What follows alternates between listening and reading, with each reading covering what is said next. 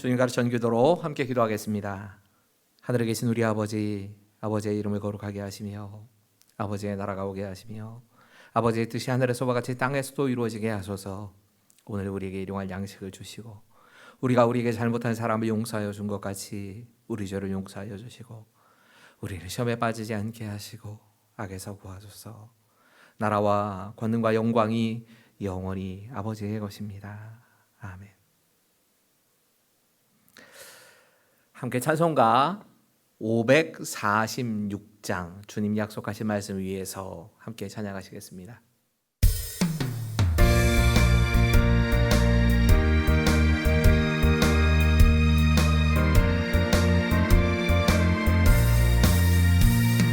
주님 약속하신 말씀 위에서 영원토록 주를 찬송하리라. 소리 높여 주께 영광 돌리며 약속 믿고 굳게 서리라. 굳게 서리 영원하신 말씀 위에 굳게 서리 굳게 서리 그 말씀 위에 굳게 서리라. 주님 약속하신 말씀 위에서 세상 염려 내게 엄습할 때에 용감하게 힘써 싸워 이기며 약속 믿고 굳게 서리라. 굳게 서리 영원하신 말씀 위에 굳게 서리 굳게 서리 그 말씀 위에 굳게 서리라. 주님 약속하신 말씀 위에서 영원하신 주의 사랑이 믿고 성령으로 힘써 싸워 이기며 약속 믿고 굳게 서리라. 굳게 서리 영원하신 말씀 위에 굳게 서리 굳게 서리 그 말씀 위에 굳게 서리라.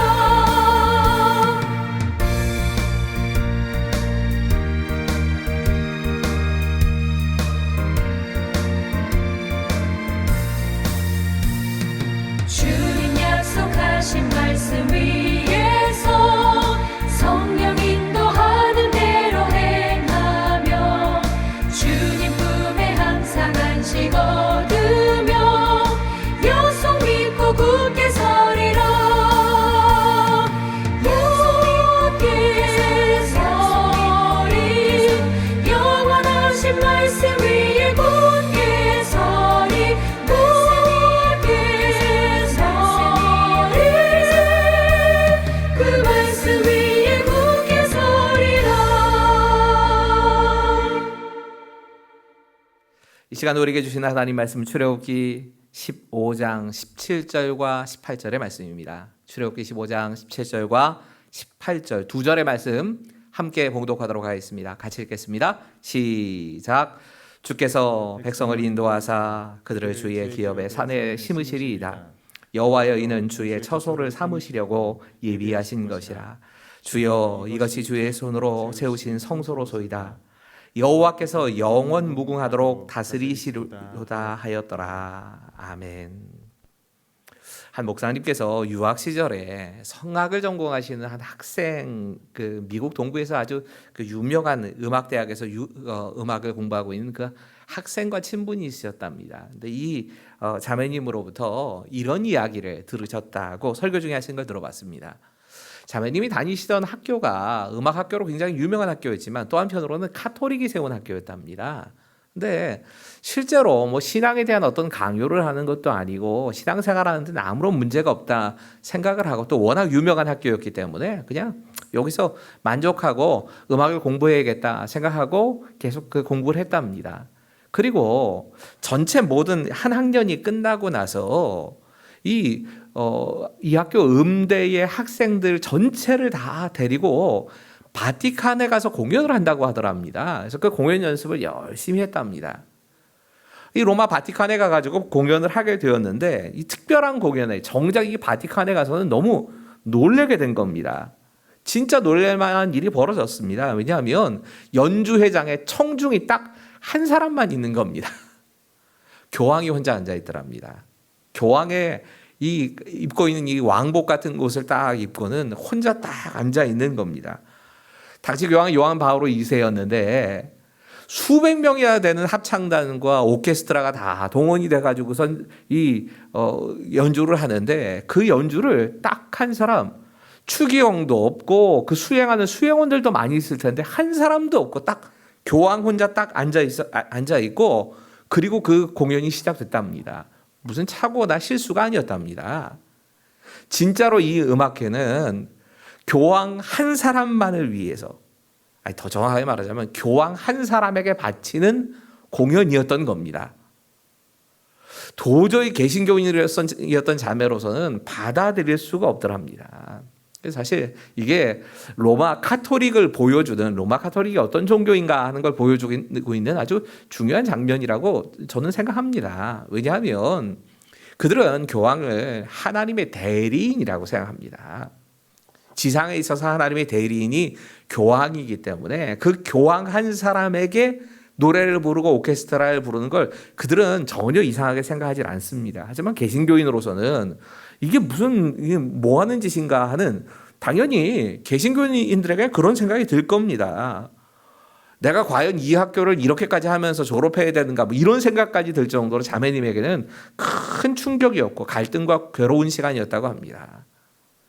근데 그 말씀을 전하시는 목사님의 이야기를 가만히 들으면서 저는 제가 속으로 한번 이런 생각을 해봤습니다. 한 사람인 교황에게 그 사람만을 위해서 오케스트라를 준비하고 합창단을 준비해서 그 사람만 듣기 위한, 그 사람에게만 바치는 공연을 하는 건 잘못된 겁니다. 잘못된 게 맞습니다. 그도 사람이기 때문에 잘못된 게 맞습니다. 하지만 찬양이라고 생각하면 어떨까 한번 생각을 해봤습니다. 교황이 없이 그 자리에 앉아 계신 분이 하나님이었다 하면 그건 진짜 찬양인 겁니다. 여러분, 찬양이라고 하는 것에 우리 모습을 생각할 때마다 찬양을 받으실 분은 오직 한 분 하나님이시다 하는 사실에 대해서 우리가 자꾸 잊어버리곤 합니다. 누구 다른 사람들이 들을 자격이 없습니다. 하나님만이 그 찬양을 들으실 유일한 자격을 가지신 분이십니다. 그런 마음으로 우리가 하나님을 높이고 하나님 찬양하는 것은 꼭 필요한 겁니다. 우리가 11절에 주와 같이 찬송받을 만한 위엄이 있는 자라는 말씀을 묵상했었습니다. 여러분, 찬송을 받을 만한 위엄이 있는 사람이라고 하는 이 말은 이런 뜻입니다. 경외함으로 찬송하지 않을 수 없는 분이다. 혹은 두려워하는 마음으로 저절로 찬송하게 되는 분이다. 이런 뜻입니다. 하나님은 어떤 분이신가? 우리가 진짜 하나님에 대해서 경외하는 마음으로 저절로 하나님 한 분만을 높이는 그런 고백을 하게 되는 겁니다. 기적적으로 홍해를 건너온 후에 그 하나님의 구원하심에 대해서 노래하면서 모세가 그 하나님 한 분을 향해서, 모세의 노래만이 아니지요, 모세와 그 백성들이 함께 그 구원하시는 하나님에 대해서 이렇게 찬양을 한 겁니다. 아마 평생 잊지 못할 그런 찬양이었을 겁니다. 이 모세의 노래가 크게 네 부분으로 나눠진다 하면서 이 내용에 따라서 분류를 좀 해드렸지요. 1절부터 10절까지는 이 구원하시는, 전쟁에 능하신 용사가 되시고 승리자가 되시는 하나님, 그 하나님에 대한 찬양이었습니다. 그리고 이 11절부터 13절까지는 비교할 수 없는 하나님, 이 세상의 그 어떤 것과도 비교할 수 없는 그 하나님에 대한 노래가 11절부터 13절까지 이어집니다. 지난 시간에 우리가 묵상했던 이 14절부터 16절까지는 앞으로 이스라엘이 만나게 될 대적들이 이 하나님의 구원하심과 하나님의 일하심에 대해서 그 소리를 듣게 되면서 어떻게 변했는가, 그 백성들에게 끼쳐진 영향력에 대해서 이야기를 합니다. 하나님의 구원의 소식을 들은 그 미래의 이스라엘의 적들도 두려움에 빠지게 되고 낙심하게 되었다는 걸 말씀합니다. 그리고 그 두려움과 낙심 때문에 마치 돌처럼 굳어서 침묵하게 되어지고 꼼짝하지 못하고 순종하는 하나님의 백성들 앞에서는 무슨 장애물이 될 수 없다 하는 사실에 대해서 우리가 묵상했습니다. 오늘 본문인 17절과 18절은 마지막 모세의 노래의 결론입니다. 한마디로. 모세가 이 구원의 노래를 부르면서 구원의 노래를 두 가지로 결론적인 말씀들을 나누고 있습니다. 그 첫 번째 메시지는 한마디로 하나님께서 이렇게 인도하십니다. 앞으로도 하나님께서 우리를 인도하실 것입니다 하는 고백입니다. 우리 함께 17절의 말씀을 같이 읽습니다. 시작. 주께서 백성을 인도하사 그들을 주의 기업의 산에 심으시리이다. 여호와여 이는 주의 처소를 삼으시려고 예비하신 것이라. 주여 이것이 주의 손으로 세우신 성소로소이다. 여러분 이 본문의 첫 번째 말씀을 가만히 읽다 보면 메시지는 이렇게 찾을 수 있을 겁니다. 하나님이 그 백성을 인도하셔서 하나님이 주시겠다고 약속하신 그 땅까지 그들을 그 자리에다가 심어 주신다. 이렇게 약속하십니다. 참 말씀의 표현들이 특이합니다. 몇 가지 특이한 표현들이 있지요. 심다라는 표현입니다.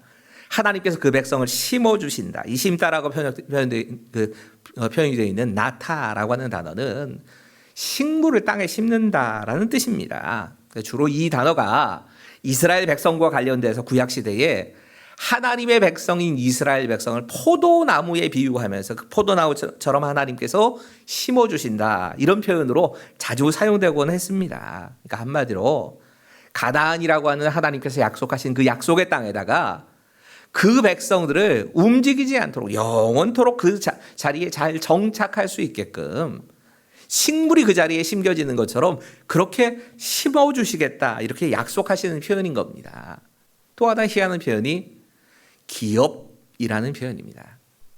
우리가 이 나의 영원하신 기업이란 찬양 때문에 기업이란 찬양을 말을 많이 쓰긴 하지만 이게 무슨 뜻인가? 이 기업이란 말이 다른 뜻으로도 사용되기 때문에 종종 헷갈려 합니다. 여기 기업이라고 하는 말은 소유하다, 상속한다는 뜻에서 나온 말입니다.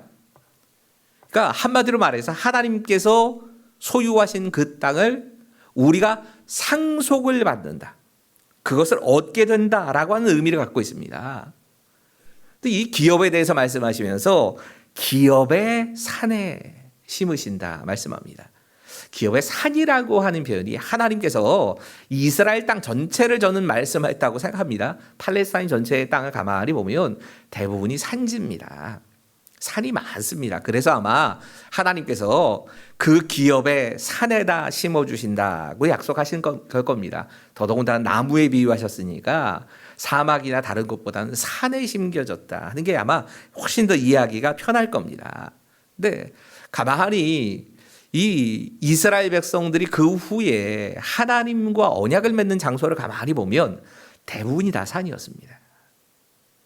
물론 이스라엘 이 지경의 밖에 있는 것으로 알려져 있는 신의 산도 있지만 축복과 저주를 선포했던 이 에발산과 그리심산, 저주의 에발산, 축복을 선포하는 그리심산, 산에서 하나님께 언약을 맺습니다. 우린 그리심산만 좋아하지요. 축복의 산이라고 좋아하는데 사실은 이 축복과 저주의 산이 같이 그 자리를 잡고 있습니다. 그래서 하나님께 순종하면 축복이, 하나님께 불순종하면 저주가 임한다라고 하는 것을 서로 외치게 되어 있습니다. 이런 언약을 맺었던 것도 산입니다. 대표적으로 하나님의 성전이 들어서게 되는 시온산과 같은 산이 여기 대표적일 겁니다. 하나님이 그 이름을 두시겠다고 약속하신 그 산, 그 산을 너에게 기업으로 주겠다 하나님께서 이렇게 말씀하십니다. 가나안 땅 전체를 주시겠다는 말씀입니다. 이 아브라함에게 약속하셨던 그 땅을 다시 약속하신 대로 주시겠다는 뜻입니다. 문제는 그러면서 하나님이 말씀하십니다. 다 청소해서 주겠다. 그것에 대해서 이 세우신 성소로 주겠다 말씀하십니다. 그 더러운 것들은 다 털어내고 주시겠다 말씀입니다. 근데 가만히 오늘 묵상을 하면서 이 말씀이 과연 구약 시대의 이스라엘 백성들에게만 하시는 말씀일까? 그건 아니라는 생각이 분명히 들었습니다. 왜냐하면 이 약속대로 되지 않았습니다. 그들이 영원한 처소로 그것에 심겨지지 않았습니다. 북이스라엘은 주전 722년에 아수르에 의해서 멸망당합니다. 남쪽의 유다는 587년에 이 바벨론에 의해서 멸망을 당합니다. 하나님의 심판을 당합니다. 하나님과 약속을 했지만 그 약속을 어긴 이스라엘 백성들이 결국 멸망했습니다. 1, 2, 3차 포로가 귀환됐지요. 그래서 잠깐 동안 몇백 년 동안 그 땅에서 같이 살고 있는 것처럼 보였지만 다시 주후 70년 로마에 의해서 티투스 장군에 의해서 나중에 황제가 되는 이 사람에 의해서 예루살렘이 완전히 초토화되어 버립니다. 그리고 나라를 잃고 거의 1900년 동안을 떠돌아다닙니다. 나라를 다시 찾은 게 1948년 2차 세계대전 끝난 후에 그 2차 세계대전 그 와중에 겨우 독립군으로 국가로 이렇게 인정을 받게 된 겁니다.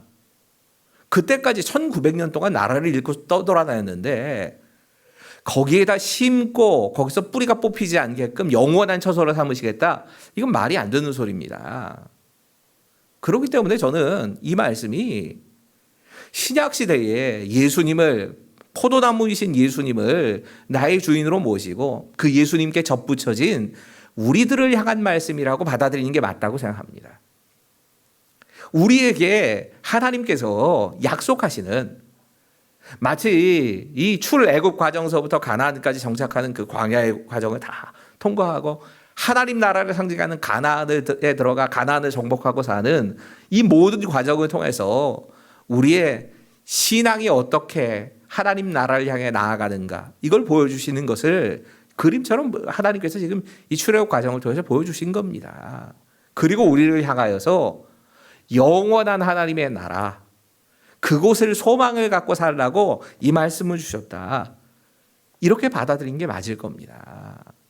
여러분 그 하나님의 약속이 이게 나를 향한 하나님의 약속으로 받아들이며 굳게 붙잡고 사는 게 필요합니다. 두 번째로 이번 문에서 찾아야 될 메시지는 한 가지 더 있습니다. 이런 메시지일 겁니다. 우리 하나님의 다스리심과 하나님이 다스리시는 그 다스리심에 내 생각, 내 뜻 내려놓고 하나님께 나를 맞추며 살아야 합니다. 우리 함께 18절의 말씀 같이 읽겠습니다. 시작. 여호와께서 영왕무궁하도록 다스리시도다 하였더라. 아멘. 여러분 하나님께서 우리를 다스리신다라고 말씀합니다. 이 하나님의 다스리심의 특징이 있다면 하나님은 강요함으로 다스리지 않으십니다. 분명히 하나님께서는 경고는 하십니다. 너 불순종의 길을 걸어가면 이렇게 된다라고 하나님께서 경고하십니다. 순종의 길을 걸어갈 때 우리에게 주시는 은혜와 복에 대해서 다 말씀하십니다. 하지만 강제로 하나님의 뜻에 우리를 따르도록 하시지는 않습니다. 이게 하나님의 다스리심의 특징입니다.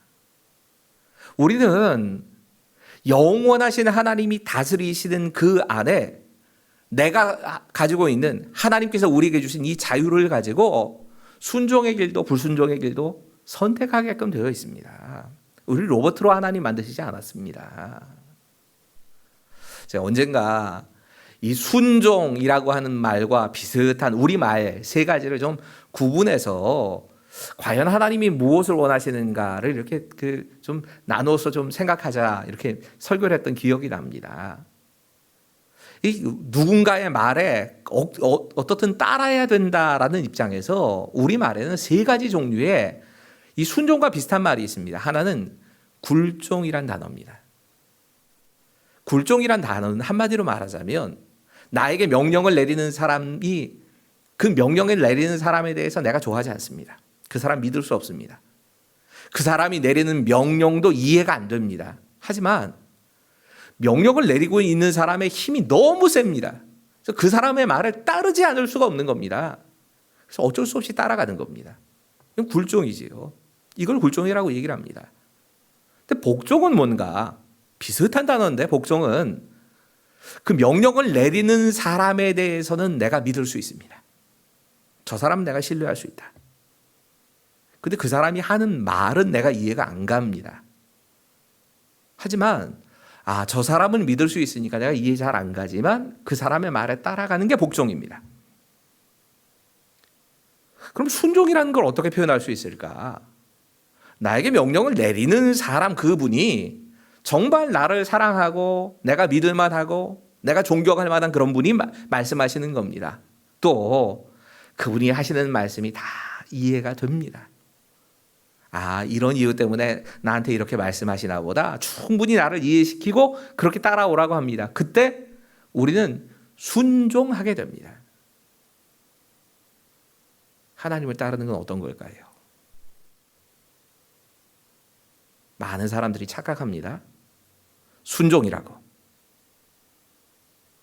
하나님 우리에게 순종 요구하지 않으십니다. 우리에게 하나님께서 요구하시는 건 복종입니다. 우리가 하나님의 계획이나 하나님의 뜻하시는 걸 어떻게 다 이해합니까? 불가능한 착각하지 마십시오. 우린 못 이해합니다.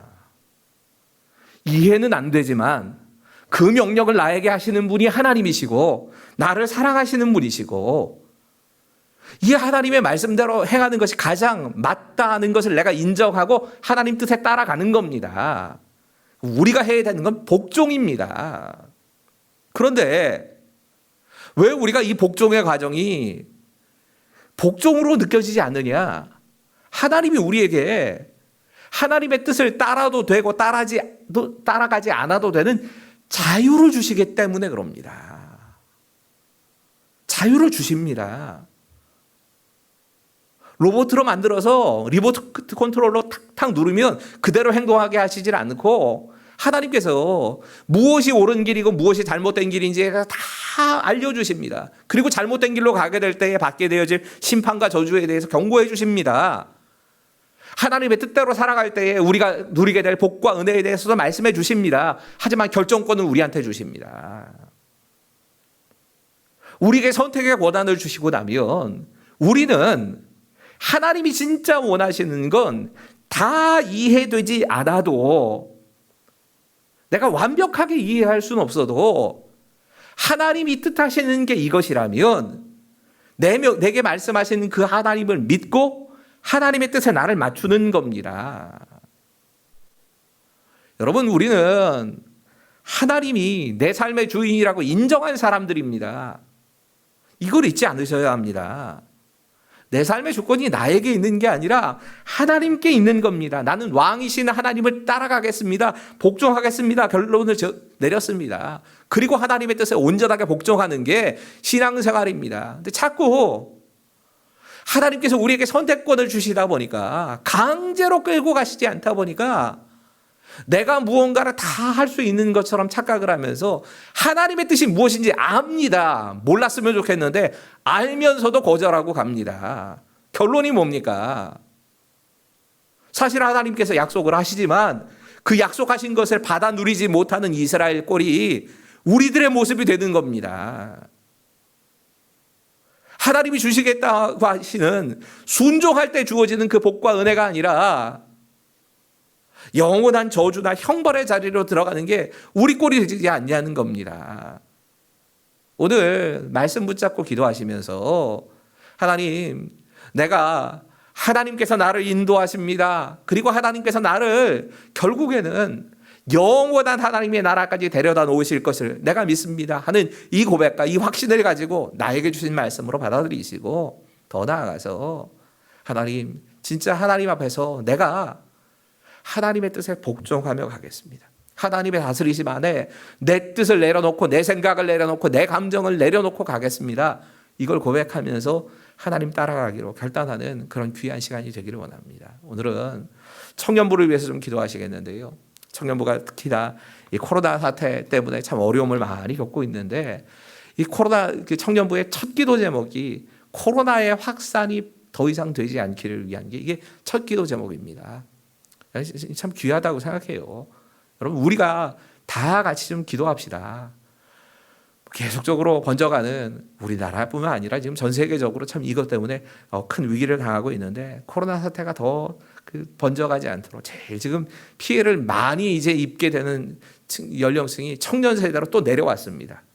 예전에 어르신들이었다면 이제 청년 세대로 내려온 것 같은데 이들을 위해서도 좀 기도해 주시고 이 확산이 막히기 위해서 좀 기도해 주시고 청년들의 가정이나 일터가 안전하게 보호되기를 위해서 좀 기도하시고 또 특별히 아마도 수련회가 비대면으로 되어져 갈 것 같습니다. 그래서 준비하는 과정에 있습니다. 비대면 수련회 준비 과정 가운데 모든 것이 형통하게 잘 이루어질 수 있기를 위해서 함께 기도해 주시고 또 마하나님이라는 하나님의 군대라는 이름을 가지고 있는 이 청년부 안에 말씀을 사모하고 많은 사람들이 비대면이지만 수련회에 많이 참여할 수 있게 해달라고 그리고 진행 기간 가운데 하나님의 은혜가 함께 하셔서 풍성한 은혜를 누리게 되도록 우리 함께 청년부의 수련회를 위해서 함께 기도하시고 우리의 기도 제목 가지고 우리 오늘 본문의 말씀을 가지고 함께 기도하시겠습니다. 같이 기도하시지요. 아버지 하나님, 하나님께서 우리에게 허락하시는 그 귀한 은혜에 대해서 바라보면서 하나님 찬양하며 나아가기를 원합니다. 하나님, 이 말씀 가운데 함께 하신 그 하나님을 알게 해주십시오.